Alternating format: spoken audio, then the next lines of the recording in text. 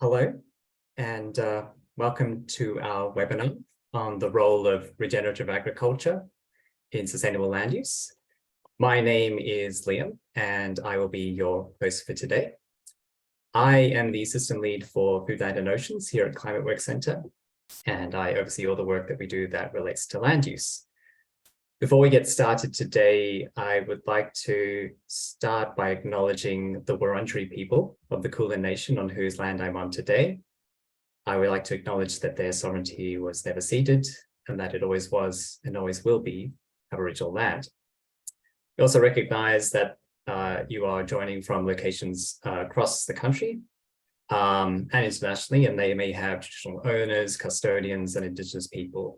I'd like to pay my respects to their elders and leaders past and present. Before I introduce our speakers today, I just wanted to encourage everyone in the audience to use the chat feature located on the right-hand side of your screen. We'd really encourage to share any of the research you might have, links throughout the session. Along the way, if you have any questions for the members of the panel today, please write those in the Q&A tab, and we'll try to get to some of those questions towards the end of the session.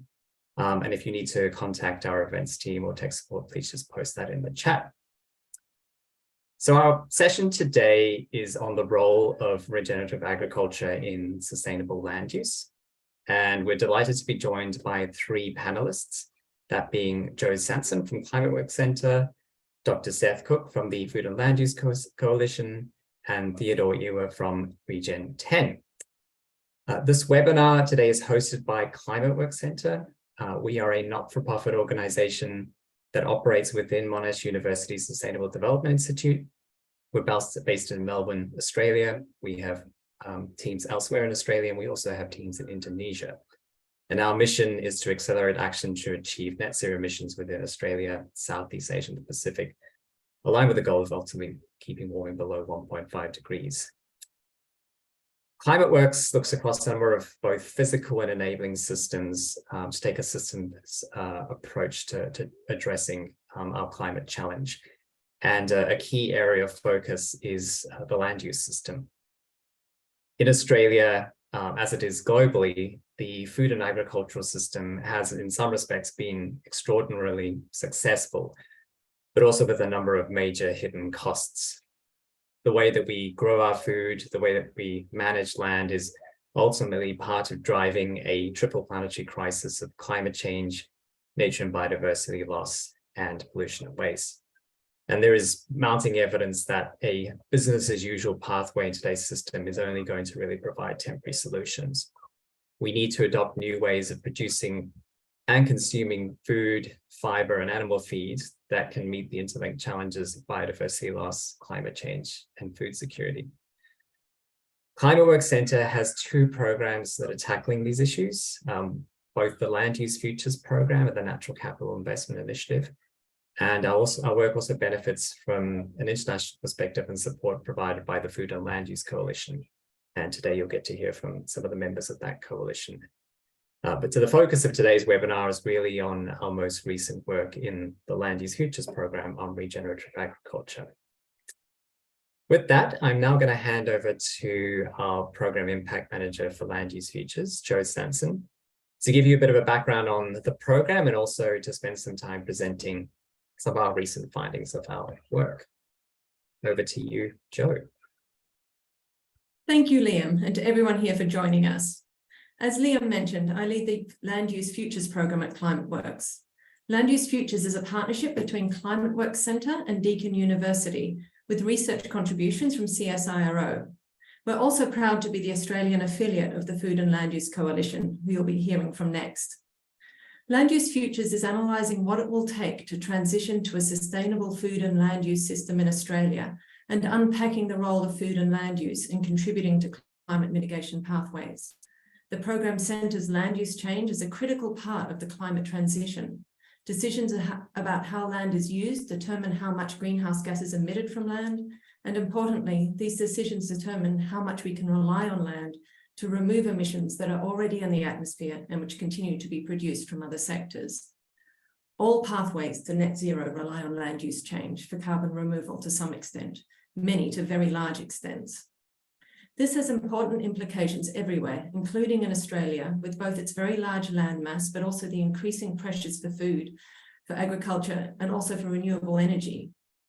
The Land Use Futures program is modelling sustainability pathways to demonstrate what solutions and what pace and scale of change is required of the land sector to meet multiple sustainability goals.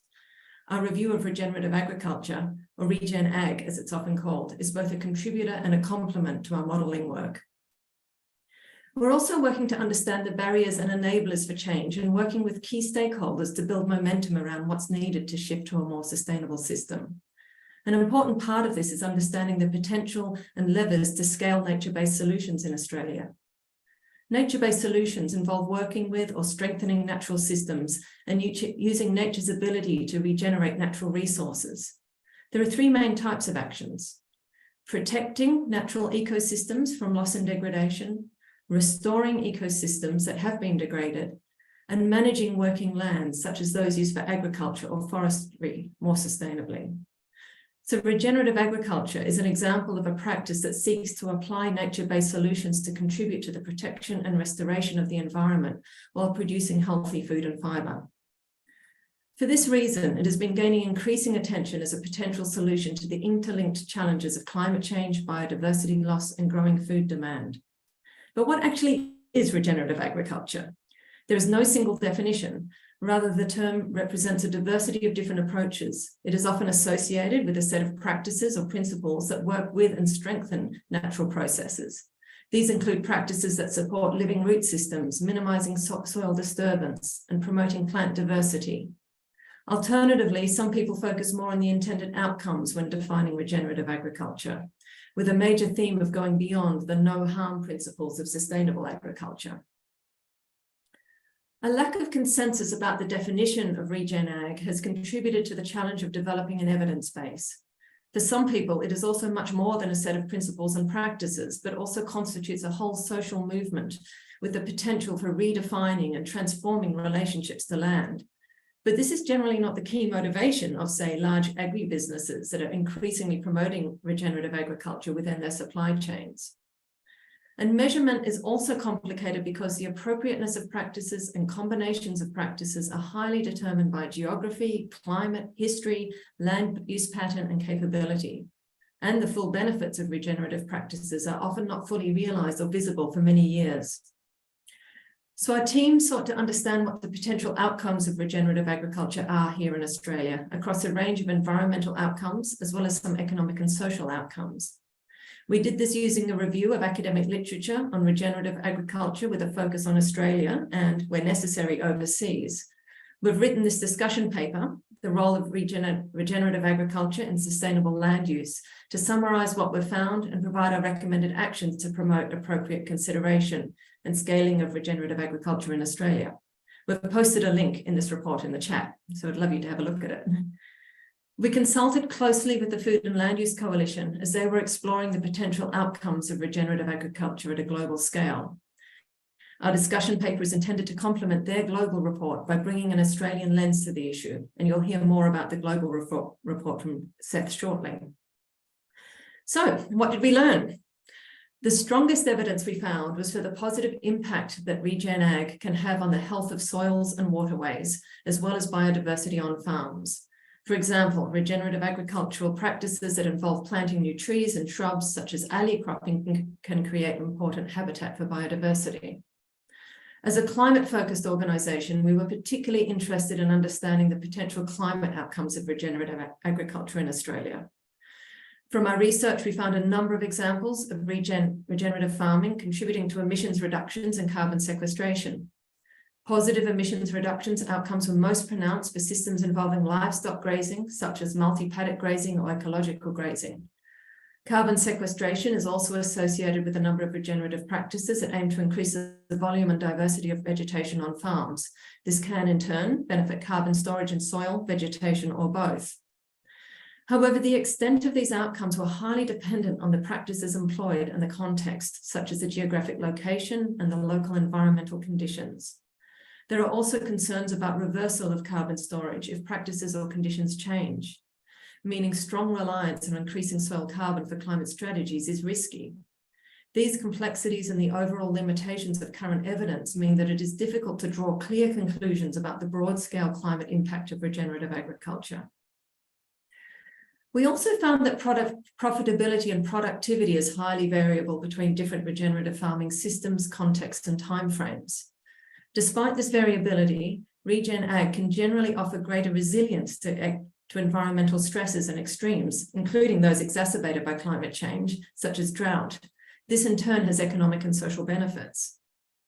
Nevertheless, the issue of productivity is probably the most contentious one in debates about how to develop more sustainable agricultural systems.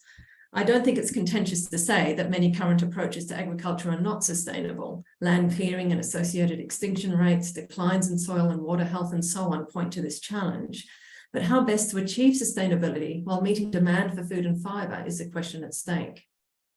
Advocates of what's been termed sustainable intensification prioritize technological and other inputs to enhance yield while reducing environmental impacts. By emphasizing intensification, this paradigm is aimed at reducing the extensification of agriculture. In other words, using less land for agriculture, thus sparing land for restoration and conservation, including for removing carbon from the atmosphere. This approach is sometimes presented as being in contradiction to regen ag, which prioritizes building on and strengthening natural processes within agricultural systems to meet environmental and climate outcomes from agricultural lands. But in doing so, some argue that this may require more land for the same yield, at least in the short term. And this is a challenge because to achieve both nature and climate-related goals, we ultimately need to both use less land for agriculture, while also reducing the environmental impacts of agriculture on land where it is practiced. To address this challenge, we believe that broader transformations across the agricultural system are needed. I should make it clear that our analysis concluded that more regenerative practices, agricultural practices, are really important because they can improve soil health, sequester carbon, and so on, but they are also not a cure-all, and there is a lot of uncertainty about the extent of their potential contribution, which means we should not be put all our eggs in this basket. Importantly, our ability to scale regenerative agriculture depends on its relative productivity and how its benefits are valued, but these in turn are influenced by what and how much is required of our land. For example, ecological grazing techniques can enhance the resilience, biodiversity, and carbon removal protection of landscapes, but can still require large amounts of land. For this reason, we need to reduce demand-side pressures on land. One of the most important ways of doing this is promoting dietary change, particularly reducing demand for animal protein. Bringing about this change requires a suite of actions, including increasing the promotion of alternative proteins and those produced in labs. And this is where regenerative agriculture and other solutions can and should work in synergy. We also need more coordinated action to align land use and the role of agriculture with national nature and climate goals to help balance the multiple pressures and demands on land. Our land use modelling work with Deakin Uni aims to provide the data needed to support such work, but requires political leadership to turn it into action. Our colleagues at the Food and Land Use Coalition have significant experience developing action agendas co-owned with governments to coordinate action on land use, which is the sort of experience we should learn from. In addition to these broader transformations across the agricultural system, we've identified the need for strengthening evidence, knowledge, and practice to support more sustainable agriculture. The evolving nature of this field and the context specificity of outcomes mean that it is important to continue strengthening the evidence base of regen ag through Australian-specific research. It's equally important to support farmers to innovate and trial new practices and to share knowledge, and to bridge the gap between their on-the-ground localized knowledge and rigorous comparative evaluations. To put that evidence to good use, we need to mainstream the measurement and valuation of natural capital in agricultural systems. Farmers recognize the importance of doing what is right for their land, but they also need to pay the bills, and the current market system often leads these goals to conflict. So we need to find ways to reward and incentivize sustainable practices. Liam will touch on this a little later in the context of our natural capital investment initiative. Lastly, one of the challenges both we and our colleagues at the Food and Land Use Coalition found in reviewing the evidence on regen ag was the lack of consensus about what practices should be considered to fall under this term and what is important to measure to assess sustainability and environmental impact. They noted that developing an outcomes-based framework has the potential to move beyond these debates by building consensus on key outcomes and appropriate benchmarks. And developing such a framework is now what they're doing. So I'll hand over to them to discuss this further. So now I'd like to introduce our colleagues from the Food and Land Use Coalition and its affiliate organisation, Regen10. First, you'll hear from Dr. Seth Cook, who has worked on projects focusing on sustainable diets, sustainable and regenerative agriculture, and climate neutrality in countries across the world. Seth was one of the lead authors of the Food and Land Use Coalition's recent report on regenerative agriculture and will be sharing their findings with you. Seth will then hand over to Theodora Ewer, who specialises in approaches to measuring and scaling regen ag and how to trigger positive tipping points in food and land use systems. Theo leads the Regen10 Frameworks team and will present on the exciting work of this new organisation, founded by the Food and Land Use Coalition, among others, to address some of the challenges in scaling the impact of regen ag, which we've already touched on today. They're both calling in from London, so we really appreciate them making a very early start to join us. So over to you, Seth. Thank you, Jo, and good afternoon, everyone. It's a pleasure to be here today with you to share some of the insights and key messages from our recent FOLU paper on regenerative agriculture, which was launched at the Global Forum for Food and Agriculture meeting earlier this year. So I was one of the co-authors of the paper, as was my colleague Theodora Ewer, who is going to speak with you shortly about a major project on regenerative food systems called Regen10 that she's been working with. So we at FOLU felt that it was important to produce this paper for several reasons. One is regenerative agriculture is one of FOLU's key global priorities, and a number of the FOLU countries already have ongoing projects on this topic. Another is that we needed a way to align our messages around regenerative agriculture, particularly in light of the fact there's no generally accepted definition of the term, unlike with agroecology or sustainable agriculture, which have widely cited FAO definitions. Our paper reviewed the evidence linking a dozen specific farm-level regenerative agricultural practices to 3 farm-level outcomes: biodiversity, climate change mitigation, and yield. And we chose those 3 parameters because they're all critically important and because there is considerable debate around each one of them, and because we didn't have the capacity to review all the relevant parameters. Of course, it goes without saying that these are not the only important outcomes. Other key environmental, social, and economic outcomes that should be considered include soil health, water, pollution, livelihoods, fairness, including gender equity and youth inclusion, employment opportunities, profitability, and nutrition. So on the 3 parameters of biodiversity, climate mitigation, and yield that we examined in this paper, what we found is that a number of regenerative agricultural practices have a significant positive effect on biodiversity outcomes, particularly crop diversification and low or no tillage practices. On climate change mitigation, our review found that practices such as agroforestry, intercropping, crop rotations, reducing chemical inputs, and holistically managed grazing all have significant positive effects, measured in terms of soil organic carbon or carbon sequestration rates. However, few studies looked at overall changes in carbon storage, sequestration, and GHG emissions in tandem, and this represents an important gap in the literature that needs closing in future studies. On yields, the evidence shows a huge variation in results and is hard to generalize. Several practices such as crop diversification and inoculation have a significant positive effect on yields. Practices that lead to yield gains while also impacting positively on biodiversity and or climate change mitigation, such as agroforestry, crop rotations, and intercropping, are promising options to reach agronomic and environmental outcomes synergistically. But at the heart of this discussion are, of course, our farmers. Building in farmer expertise will be critical, and farmer experiences are often missing from existing reporting frameworks, which means that we're potentially missing out on relevant solutions. So our key message in this report is the need for an outcomes-based framework to ensure that we're actually capturing the right data on farm and continuously learning from what works where to optimize for climate, biodiversity, food security, and other parameters like soil health. Moving towards an outcomes-based framework of measuring and assessing regenerative agricultural practices is needed to support global alignment, while also guiding practitioners to identify and innovate around site-specific interventions. There is currently no universally accepted framework and set of metrics to set, track, and measure the outcomes from regenerative agricultural practices. Such metrics are needed at different scales, from farm level up to the global level, in order to assess what agricultural practices are most effective in different contexts, and to enable evidence to support moving from farm level outcomes to global impact. Next slide, please.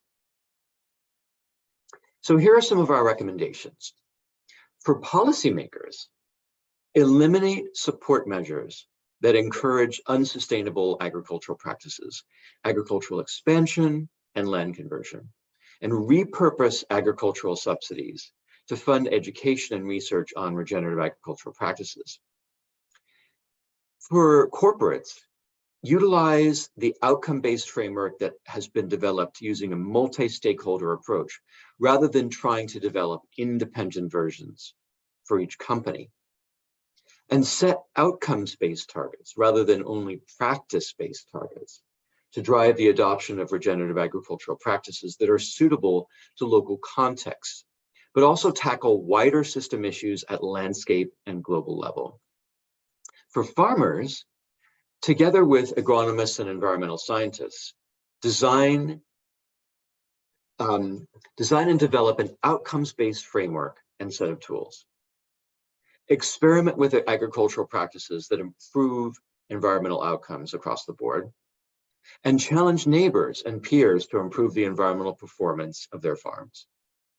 For civil society, align key stakeholders and develop an outcomes-based framework to measure how regenerative agricultural practices can lead to outcomes, which can then inform targets made by policymakers and businesses.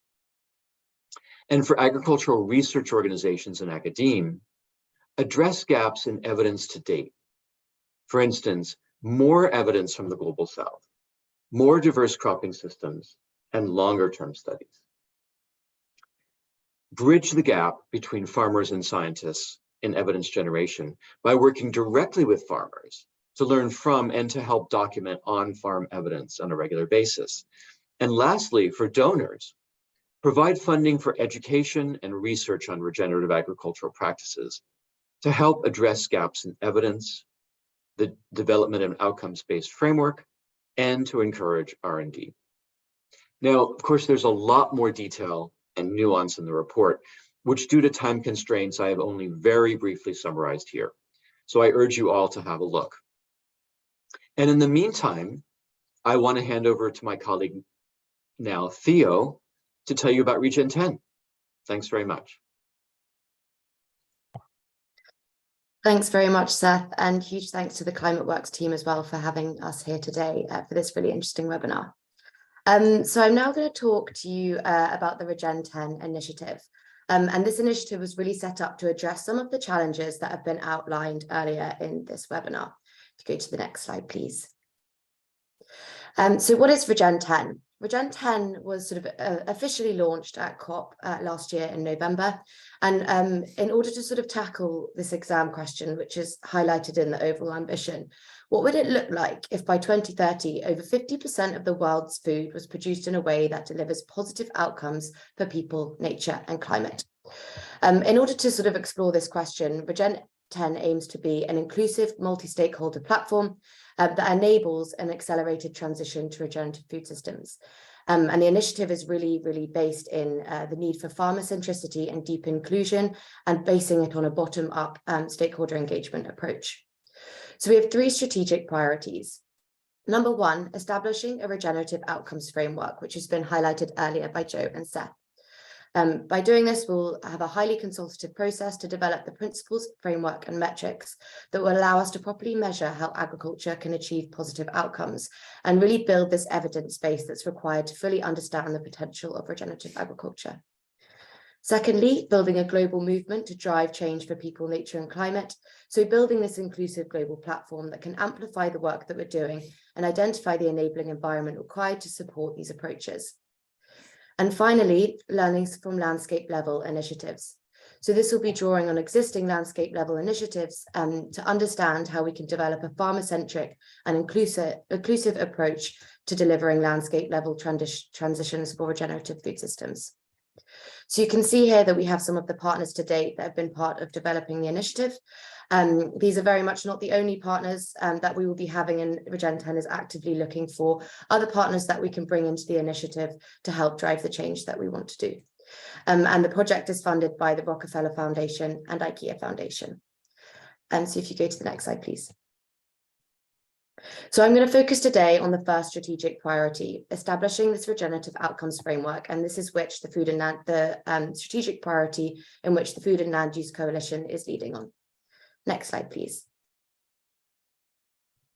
So I'm just going to quickly start with some of the problem framing, and I know much of this was sort of discussed as some of the results from the papers outlined earlier. But fundamentally, the way that agriculture is measured and reported on to date is preventing the world from achieving its sustainability targets. And we've distilled this into 4 buckets. So there's a focus on practices over outcomes, which has been highlighted earlier today. Focus on practices can lead to unintended consequences, and that's because agriculture is highly context specific, as we know. And defining regenerative agriculture by practices and ignoring the outcomes can lead to greenwashing and misrepresentation. Looking at existing frameworks for certifying and monitoring agriculture to date are often based on practice-based data. Secondly, the fragmented data collection and reporting landscape. So there's a lack of standardization across a holistic set of outcomes, including environment, climate, and social, and this can cause trade-offs and barriers to scale. So this lack of alignment means that you can't compare outcomes or aggregate the impact up to the landscape or the global level. And by focusing on just one sustainability dimension means that you can lead to trade-offs. For example, some of these question marks about yield that have come up earlier, when you might be sort of focusing just specifically on biodiversity. Current reporting to date is often based on secondary data models that are based on global averages or regional averages and aren't based on accurate primary data collection, which again can lead to unintended consequences. Thirdly, this lack of inclusivity. So farmers and Indigenous experience are often missing from the conversations, and it results in unbalanced power dynamics and missed opportunities. There are a lot of corporate frameworks that have been made for corporates by corporates and don't take into account the needs of food producers. And this has led to a lot of mistrust in the system, unbalanced power dynamics, and unwillingness to share data. Finally, through an initial scan of 100 plus frameworks that exist to date for measuring agriculture, what we've identified is that there is no universally holistic outcomes-driven framework that has been tried and tested universally and that incentivizes that primary data collection at farm and landscape level. So if you go on to the next slide, please. So to address these issues that we've mentioned above, Regen10 is seeking to develop this regenerative outcomes framework and core set of metrics based in sort of a farmer-centric and deep inclusive approach to allow us to properly understand the impact of regenerative agriculture. So 2 areas of work here. Firstly, we're working to harmonise stakeholders around this framework, exploring what frameworks exist already, where they differ and where the similarities are. And this ultimately will allow food system actors to properly measure their outcomes, guide the incentives, validate data flows, and drive innovation and adaptation. And secondly, in order to get here, we want to identify some action-oriented effectiveness principles, which will be able to guide our work on regenerative food system. Next slide, please. So just sort of wanted to go over here what this sort of holistic outcomes framework could mean to different stakeholder groups. So to start with the farmers, at the moment it's very difficult to share data and share learnings across farms and landscapes due to this inconsistency in metrics. And there's lack of incentives that are pushing for these positive outcomes and unwillingness to share data. So through the framework, we'd hope to be able to better share data and farmers to receive benefits via incentives. Businesses, I mentioned it before, but often basing their reporting on modeled secondary data and not primary data. So we want to move to a place where business have the granular primary data and accurate secondary data to validate their reporting. Policymakers have lack of data, again, to inform their incentives, and it's resulting in perverse subsidies causing degradation. So policymakers should be providing their subsidies based on farmers delivering on positive outcomes. Finance, again, lack of data accessibility means they are unable to identify properly sustainable investments in the agriculture space. So ultimately, farmers should use outcomes data to receive loans, and businesses should be receiving investment based on these positive outcomes. And finally, on the consumers, there's a lack of clarity for consumers on sustainable purchasing, and there's often issues around greenwashing. Farmers and businesses, through using the framework, can actually validate their marketing to consumers. Go to the next slide, please. So I just wanted to touch upon the timeline of the project of Regen 10. Given we really want to base it in this deep inclusive approach, we've got sort of a 2-year timeline set up for us, and we're currently within the phase 1, which is analysis, scoping and insights. So we're doing this review of all the existing principles, frameworks and metrics that exist to date, and understanding sort of where the similarities and differences are, and how can we connect the bottom-up primary data frameworks with the corporate reporting frameworks. And this will be paired with scoping and insights from different stakeholder groups. In July 2023, we'll have developed our first draft of a metrics report and sort of what we think this framework could look like based on this analysis. Phase 2, which is really important, is actually testing the framework. So not just conceptually testing, asking if these metrics resonate, but actually testing on the ground with farmers and with different landscapes, so they really understand what we're trying to achieve with the framework, and we can really get learnings from these groups. And this will be in parallel with conceptual testing of the framework through bilaterals, webinars, surveys, and expert groups. We seek to publish the framework in June 2024. We don't want to sort of say it will be final, because we know that it will need to be constantly updated based on the latest science. But sort of our deadline at Regen 10 to publish our findings will be in June 2024. And finally, phase 3 on the implementation. So WBCSD, who is leading on our business engagement at Regen 10, are developing a guidance roadmap for business, and that will be launched in January 2025. And I'm going to stop there, and I will now hand over to Liam.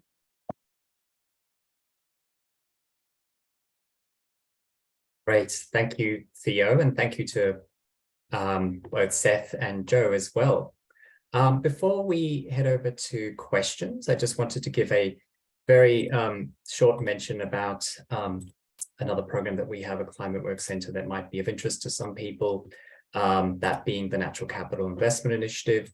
In that program, we are looking at exploring different ways in which we might embed the value of nature in decision-making, both in government and also at a corporate level as well. And one of the things that we're doing as part of that program is exploring some of the ways in which one might measure the outcomes associated with regenerative agriculture, and ultimately contributing to that evidence base for improvement that we've been talking about throughout. So if there is any more that you'd like to know about the Natural Capital Investment Initiative, and specifically about the Natural Capital Measurement Catalog that we're developing, please do reach out, and we're happy to share more information. Great. So maybe now what we'll do is transition to addressing some of the questions that you've been sharing through the chat. So I'll just encourage all the presenters that we've had today just to come back on screen. So just to turn their cameras on and to unmute where possible. And we'll start to kind of work our way through some of the questions that are being asked today. So the first one that I might just ask, and maybe Seth, if you're happy to take a stab at this one, that'd be great. We had a question about food miles and just how they might be incorporated into some of what we're doing, and is there essentially a need for a greater focus on local production consumption models? Just happy you have a perspective on the concept of food miles. Thanks, Liam. Yeah, and I think it's a good question, and there's actually, several different aspects to that question. First of all, it mentions the issue of population, and I think that's an absolutely crucial one to touch upon. It's something that, in discussions of climate change, of regenerative agriculture, many different topics, population is often neglected, or it's thought to be too controversial a topic to discuss. And I think it's actually fundamental to addressing not only our agricultural problems and climate change, but really all of our environmental problems. So, controlling fertility rates where they're high, is going to be absolutely crucial, and that means things like female empowerment, female education, access to contraception, all those things. So that's the first aspect of the question. And the second aspect of the question on food miles, there's no simple answer to that question. The research I've seen is that the food miles, in other words, transport in the total environmental footprint of a particular value chain tends to be relatively small. But it depends a lot on context. I'll give you an example from the UK. So it may very well be that some of our locally produced vegetables that are produced in heated greenhouses may actually be more carbon intensive than food that's, for instance, shipped over from Spain or from other places in Europe. So it really depends on the production system and food miles in the larger context of that production system. On the other hand, I think there are good reasons to encourage local production and for people to be shopping locally, like at their farmers markets, because livelihoods and economic return and profitability for farmers is absolutely crucial. And that's something that's sometimes neglected in regenerative agricultural discussions, is the whole economic and social aspect too, is that farmers need to get a fair return. And local loops and linkages are a very good way of doing that. But you need to look at the whole food miles, I think, issue in a larger context. Great, thank you, Seth. Might move to another question here. There was a question around engagement with farmers in the study. So I think both what was undertaken by Climate Works Centre and also what Follow did, and maybe some concerns that we were a little top down in our approach. I'm wondering about the representation. Joe, I wonder if I could maybe throw it to you first, just to provide a perspective on engagement with farmers in this study, and then maybe Seth and Theo, if you had more to say. Yeah, thanks, Liam. It's a very good question. And, the scope of this research was limited to, mostly peer-reviewed academic research. So where there really had been a sort of quite a rigorous review process. But we certainly do recognise the value of farmers' own perspectives and the importance of making sure that those are more fully sort of incorporated and taken into account in the, in discussions around Regen Ag. And I think that's where, certainly in terms of our own recommendations of bridging that gap between the farmers' experience on the ground, supporting farmers to innovate, providing them with the tools and so on to really be measuring that properly and building those collaborations with the researchers is important. Because I think one of the other challenges is that, more resources have gone to research on more, so-called sort of conventional agriculture. So that is a balance that needs to be switched and, bring in those farmers' voices. And I think certainly from what Theo was saying from the Regen 10, that's an absolutely key component of what they're trying to do is bring in farmers' voices. So I don't know, Theo, if you want to add some more about that. Yeah, thanks, Joe. And just to say, in terms of the report that we did as well, given the short timeline that we had to do it, it again was a review of different meta-analysis studies that exist. So based on academic peer-reviewed articles that we could find when looking at practices that are commonly associated with regenerative agriculture. And what sort of, as Seth mentioned, a key finding and conclusion from our paper was that often farmer voices are not included in these studies. And actually, we need to see farmers as often the scientists because they hold so much knowledge about what's happening on the land, and we really need to tap in to that resource. And as Joe said, at Regen 10, that's something that we're really, really keen to sort of base all our work in, is really understanding what it means to the farmer, and what can we learn from the farmer and what tools we can help provide that will really be able to share this evidence base. Just whilst I've got you unmuted, Theo, there was another question that I think potentially relates to Regen 10 around sort of what sort of data you're expecting farmers to collect, and what sort of support might be offered in the collection of this data, really sort of highlighting that there is both a time and a financial burden potentially in collecting some of this evidence. So any views on that from a Regen 10 perspective? Yeah, absolutely. And it's a really good question, and one that we're still exploring. And I think some of the partners that we're working with at the Sustainable Food Trust, who have developed the Global Farm Metric, and if you want to have a look, it's a good example of sort of an outcomes-based framework. And their position has been very much like we should develop a framework that all farmers are able to do to fully understand the system and the sustainability of their farm. But noting that we want this to be really holistic and covering sort of all the bases of social, economic, environment, climate metrics, we know that that could be really time intensive.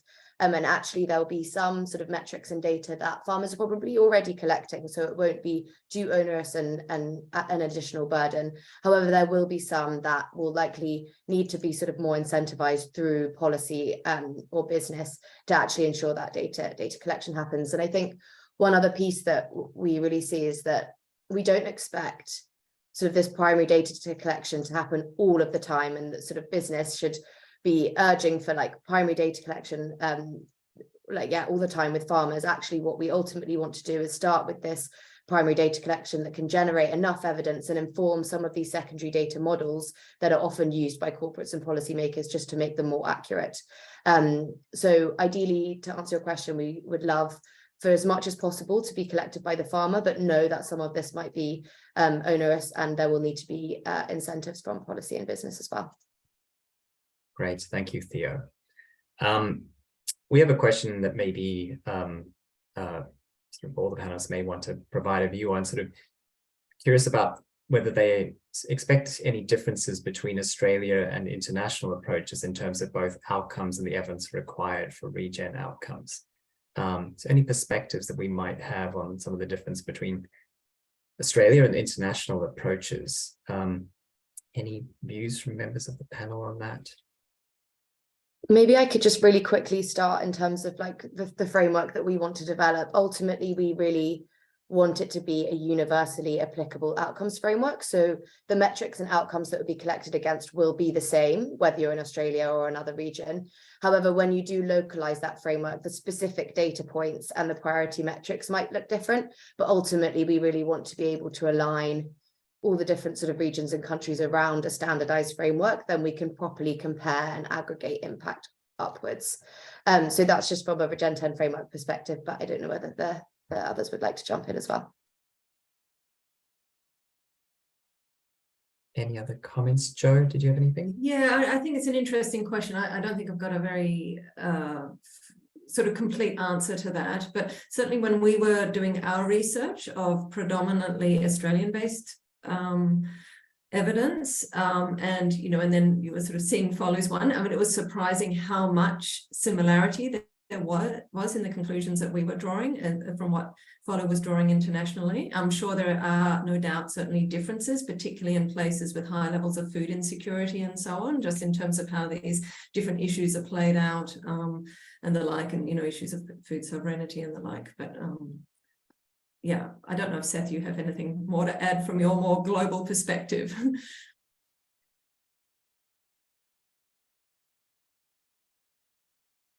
All right, we might move on to another question now. I think there was a question that came up really sort of related to yield. Talk about the fact that yield is highly variable in conventional agriculture depending on the season. And just wondering, Seth, just thinking about that question around yield, whether you're happy to take a stab at that one. Yeah, sure. Thanks, Lem. I think it is a very good question, and it's one that's probably the most contentious of any of the issues that we addressed in our global paper, because it relates to the fundamental issue of, can humanity feed itself while transitioning to more sustainable agricultural practices? And I think the question rightly points out that yield, the issue of yield is often used to argue against agroecology, regenerative agriculture, sustainable agriculture, whatever the term we're using is. But actually conventional agricultural systems have the same issues, and yield is tremendously variable across different contexts, different production systems, different soil conditions, and under conditions of increasingly degraded soil, which we're seeing around the world, and I'm responsible for our India and China platform. So the Punjab is a very key example where, you know, soil degradation is very, very severe. You are seeing yield declines. So it's an issue for really all agricultural systems. But that's kind of several issues to unpack here. One is that, for instance, we found overall huge range in the effects of regenerative agricultural practices on yield. I mentioned, for instance, that crop diversification and inoculation have a significant positive impact. Organic agriculture, most studies show that yields actually decline. But even there, for instance, it depends a lot on the context, on the crop. The Rodale Institute in the US has been conducting a 30-year farm systems trial. It's really one of the only such long-term studies which compares organic and conventional agriculture. And what they found is that organic yields of a typical cropping system for Pennsylvania, which is where they're located, were equivalent to conventional and actually outperforming conventional in drought years. So clearly there's something that they're doing which enables, and a combination of practices really, which enables organic yields to match conventional. So, and then other studies have shown a gap. So, you know, a lot more research needs to be done on this. In fact, this is one of the things that we point to in our paper, that we need more research on how to bridge that yield gap between regenerative practices and conventional practices. Great, thank you, Seth. Theo, maybe a question for you. I know that at the moment you're going through a process of identifying different approaches to measurement, different sort of outcome frameworks that are out there at the moment. And there was a question around whether, as part of that investigation, you already worked with Savory Institute's ecological outcome framework, whether that features as part of some of the frameworks that you've been looking at. Yeah, it's a really good point, and have come across the Savory Institute many times before. I would have to check that it's included in our analysis with our team, but thank you for the suggestion. I think it's really crucial one to include as well. Great. Okay, just looking down. Just another one around sort of the work that Regen 10 is doing in Australia. Any sort of views around sort of what that might look like, so that we can make sure it's relevant for Australian farmers? Yeah, it's a great question. So when the sort of phase 2 that I mentioned in the timeline is testing the framework, I think is super crucial that and I think at the moment we've identified 15 farm archetypes, and 4 landscape archetypes is like a minimum for what we want to test in that year to iterate on the framework. And this is based on things like climatic condition, farm type, farm size, socioeconomic context, and there's a few other criteria as well, to really make sure we've got insights from a diversity of farms and landscapes. And I think having a test case in Australia would be hugely helpful. I know that sort of Australia will probably fall under several archetypes as well. But yeah, we're trying to identify sort of what resource that we have in order to test the framework. So if we did identify partners in Australia that would be willing to test the framework, we'd absolutely take that on, and that would be really, really helpful for our insights. And just to add as well, in the sort of long list review of frameworks that we're looking at, we will include frameworks that are specific to Australia as well, to ensure that what we sort of develop would be aligned and could be translated to existing frameworks that work in Australia.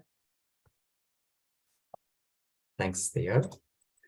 All right, continue to look through some of the questions that we have. There was one around sort of the conventional versus regen ag and the definitions that have been used around that, and whether sort of there are clear differences between those. I wonder if, Seth, you have a comment? Sure. Well, I'm glad someone pointed this out, actually, because, and this is one reason why in our paper, we actually don't define regenerative agriculture.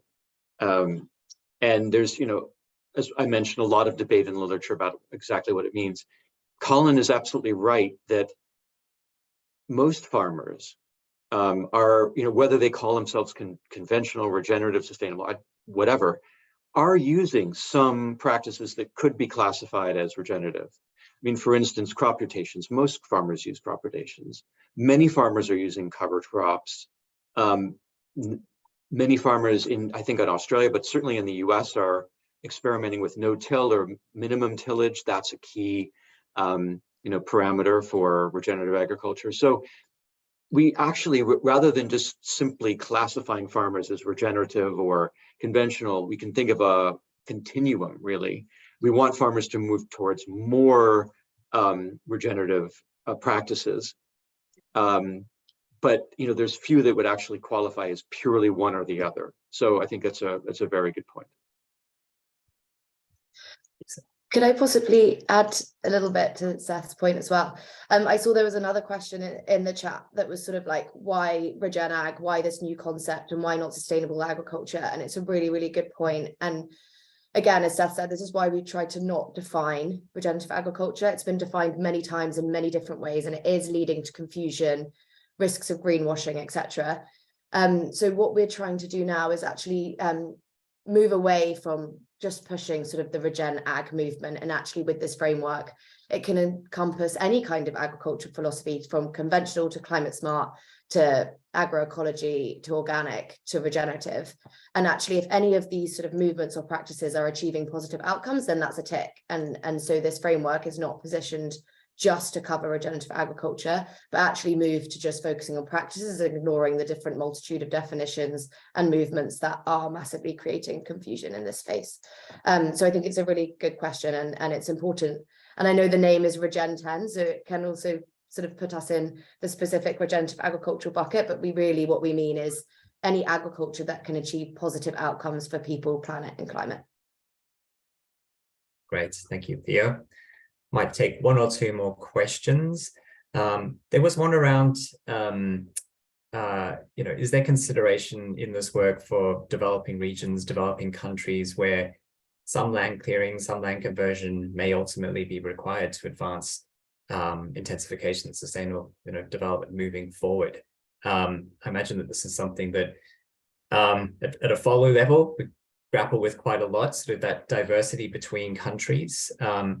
Any perspectives there on just how you account for the differing needs of different countries? Maybe I can just say a few words on that. Certainly, that's the case.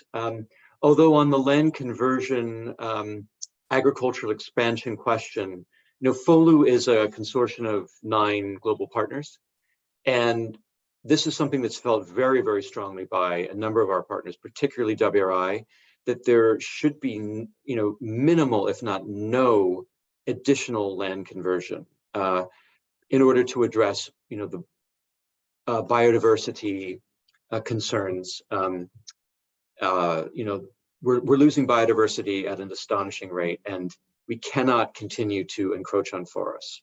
And so, in that sense, it underscores the importance of trying to enhance the yields of regenerative agricultural practices, and particularly prioritize those practices which don't, at least in the long term, lead to a major drop in yields, because we simply can't afford further land conversion, agricultural expansion.